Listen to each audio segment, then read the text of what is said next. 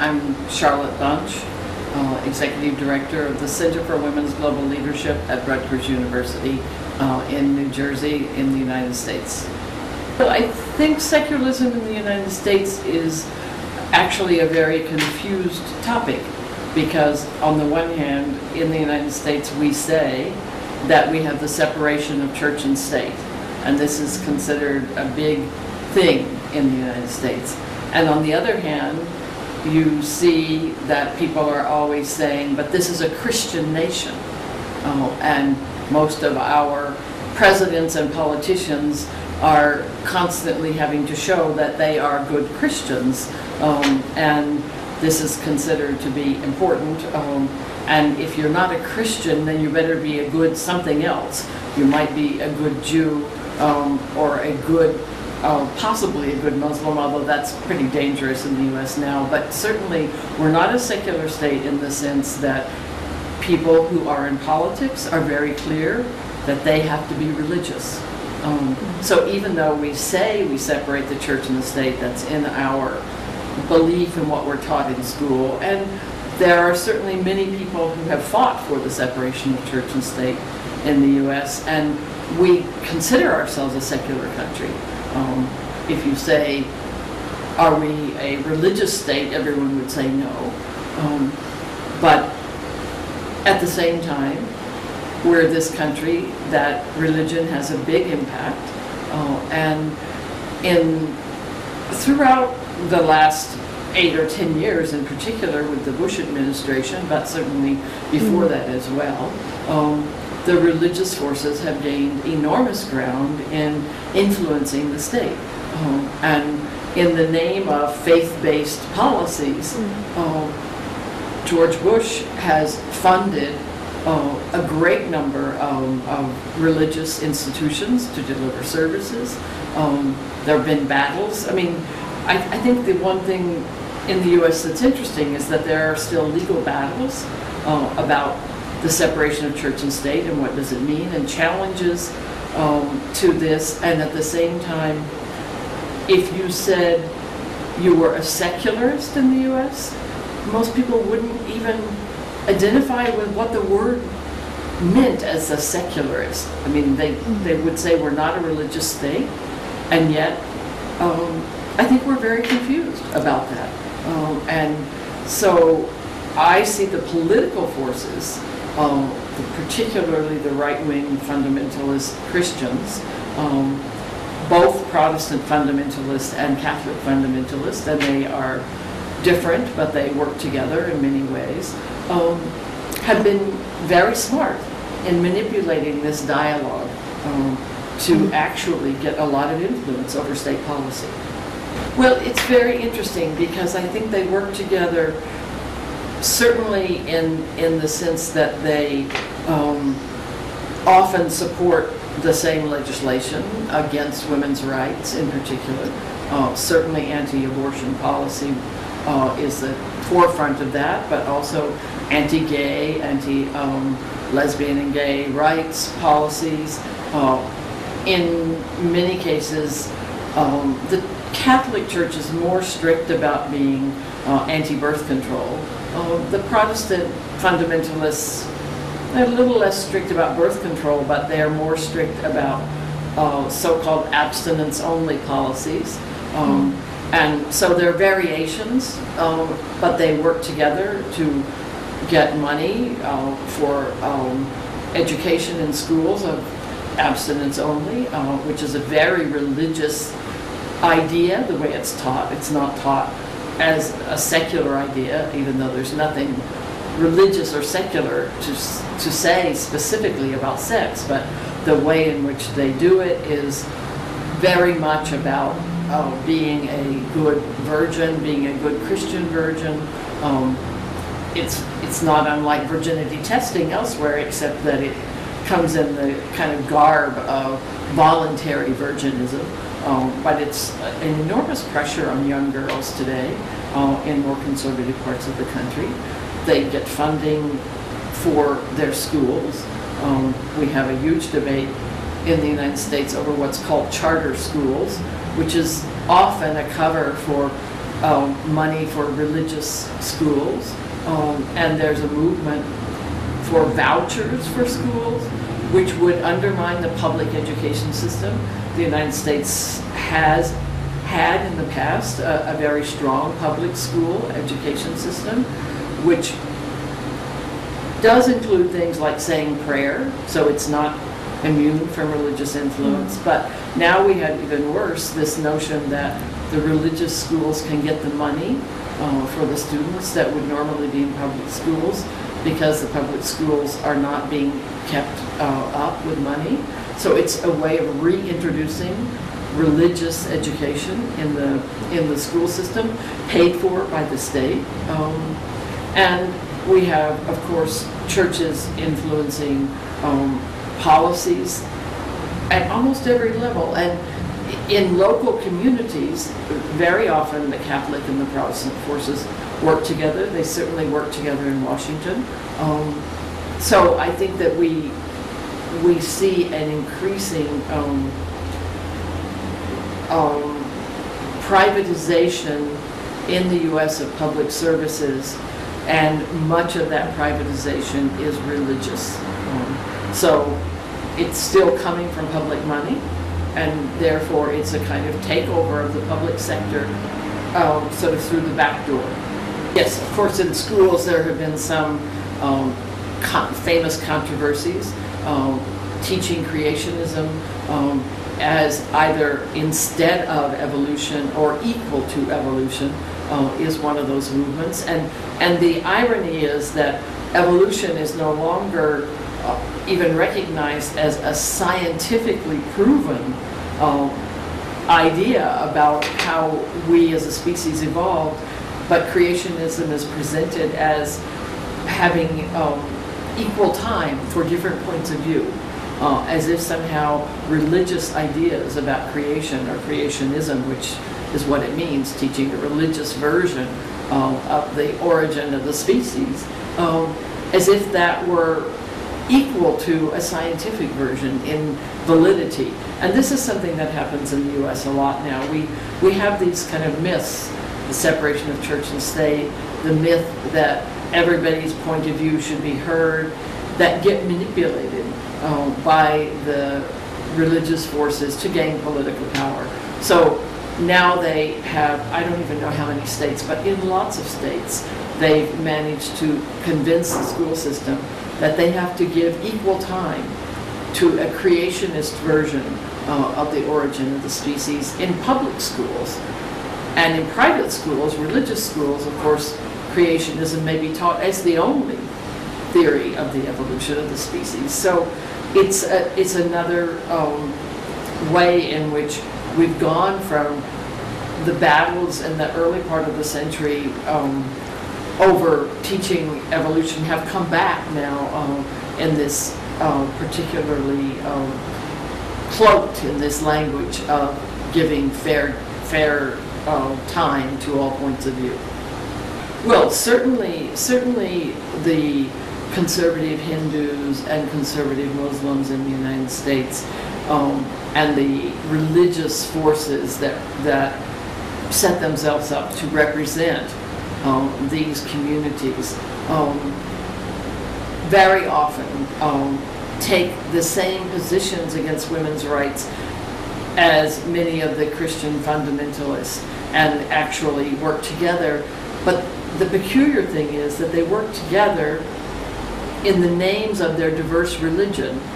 And so they say, each one of them separately, whether it's Hindu or Christian or Muslim, that this is the cultural position of women in my religion. And yet, ironically, what they're all promoting is fairly similar in the sense of the domination of women, the oppression of women, the notion that women are not equal, that women should play a certain role in the family. So they're actually very similar to each other while they're proposing their ideas in the names of their own culture. And of course, each one shapes or forms or colors the cultural expression of that differently, so that it's the same kind of domination and violence, and yet because it has different names because it wears different clothes.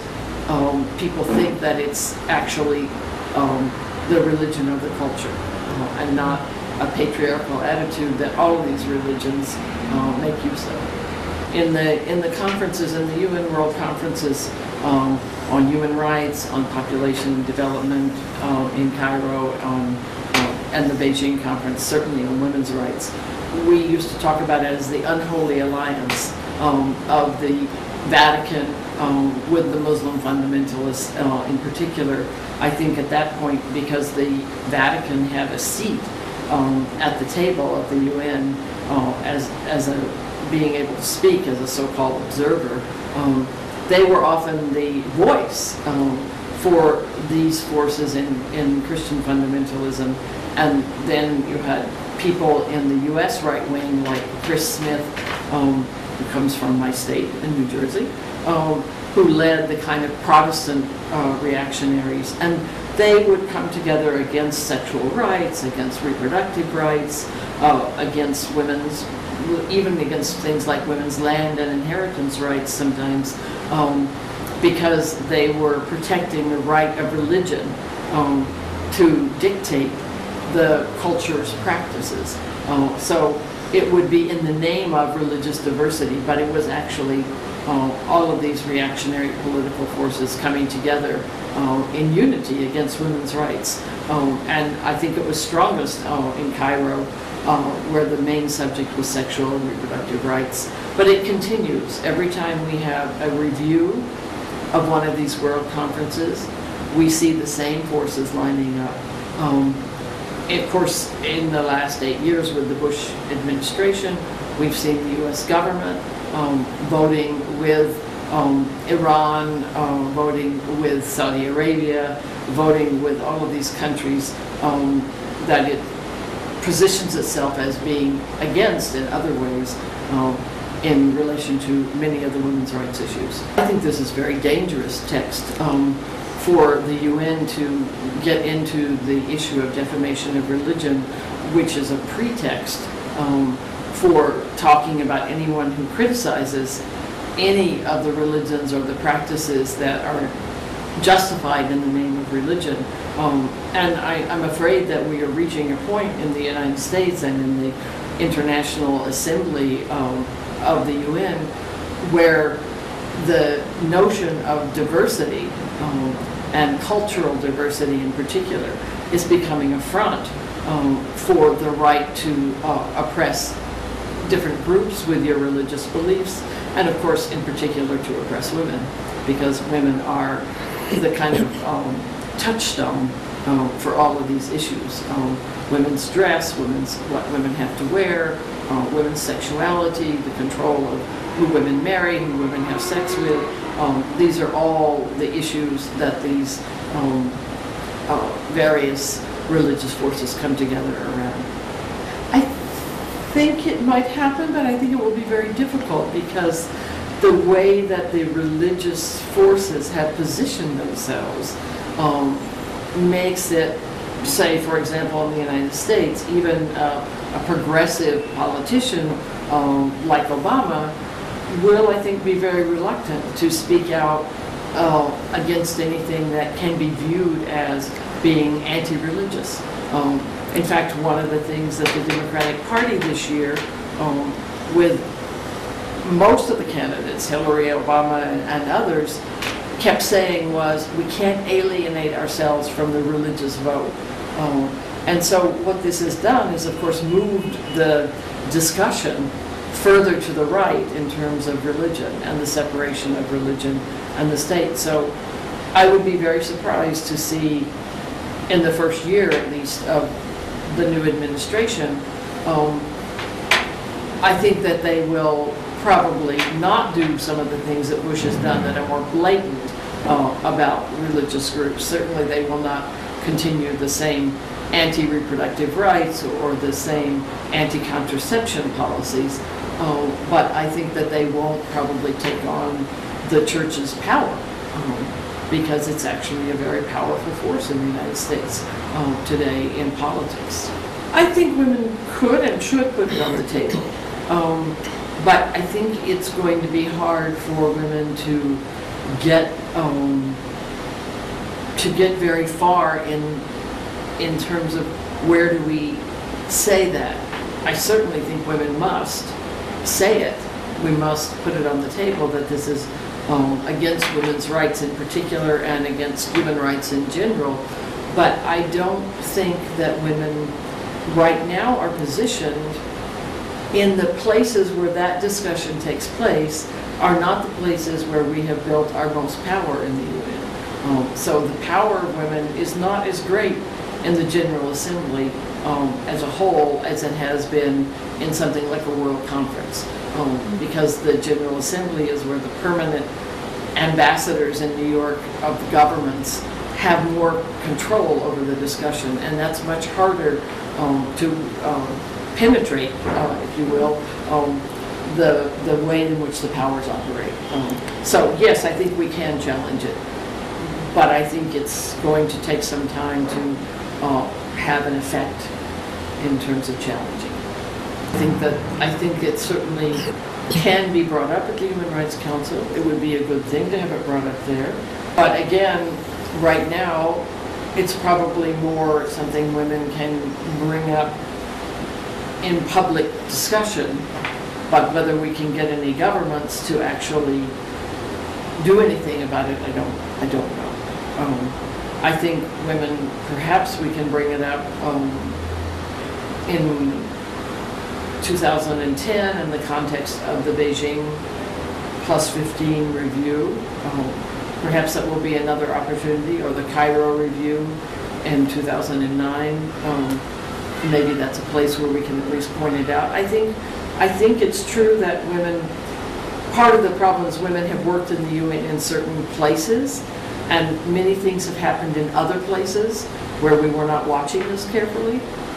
And so you're absolutely right. It slipped through without most of us even realizing that they were doing that, because the UN General Assembly requires a lot of attention if you're going to monitor it, and not many women's groups do that. So now we have to find other arenas to bring it up and to try to challenge it. I think most women in the U.S. who are women's rights activists assume domestically that the U.S. is secular, and they see this religious force as an aberration, and they think that it's just a political battle to get back into power, and don't often talk about it as secularism. I think that as women in the U.S. have worked more internationally, they've begun to be more conscious of the secularism debate, and to see, perhaps, it's funny to me why the U.S. Women's movement hasn't framed it in this way, and has continued to sort of frame it as the power of the church and the right wing as a political power, and yet not questioned it in terms of secularism. And I think that's probably connected to the deeply rooted reference in U.S. culture to being a religious nation, and this kind of waves of religious intolerance in the U.S. come and go. I mean, we keep seeing every few decades this kind of battle over religious intolerance, and then finally you see a more secular force gaining power, and you think, we won, and then it happens again. So have we learned? Will we be able to engage in this debate? It's a good question. I think that the U.S. does not have a good history of learning from the rest of the world, but maybe this is something women in the U.S. will learn this time, because they see what women around the world are saying. I hope so.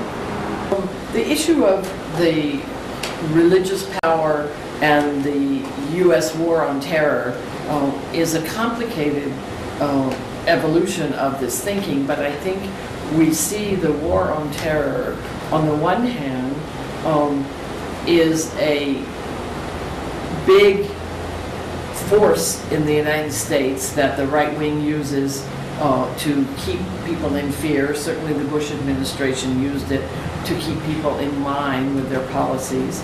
And it was very anti-Muslim. And it was also a very chauvinist, pro-Christian, Christian fundamentalist attitude. And so you had a kind of legitimation of the Christian fundamentalism in the war on terror. And as a consequence, I think that the United States even abandoned some of its rhetoric about the separation of church and state and felt itself as needing to protect and reaffirm its Christian origins.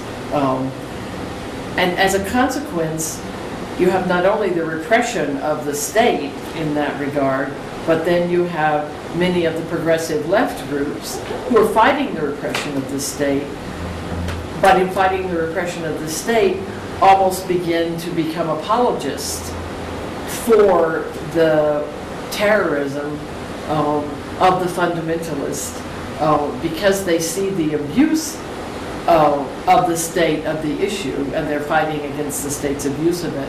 But if you're not careful, then you end up being an apologist for that very terrorism. And women are always caught in this battle because women who raise women's rights issues, who raise the question of the condition of women, and we see it right now in the U.S. where women have been kind of told how much the U.S. government is manipulating the women's rights issue, which is true, and we want to fight against that, but as if somehow we should therefore stop raising it so much because it's been manipulated. And I think that this is, if anything, what I saw in the war on terror was, to put it a little bit crudely, that some of the left boys felt like finally they got to be the top guns again because their anti-U.S. government policies were, in their view, more important than women's rights, and they were able to reassert themselves as being the real agenda. You know, the old days when we talked about, you know, what's more important, and in a sense, the fact that women's rights was being manipulated by the government then became their legitimacy for actually saying that those issues, or maybe they would never say they were less important, but certainly they behaved as if they were less important.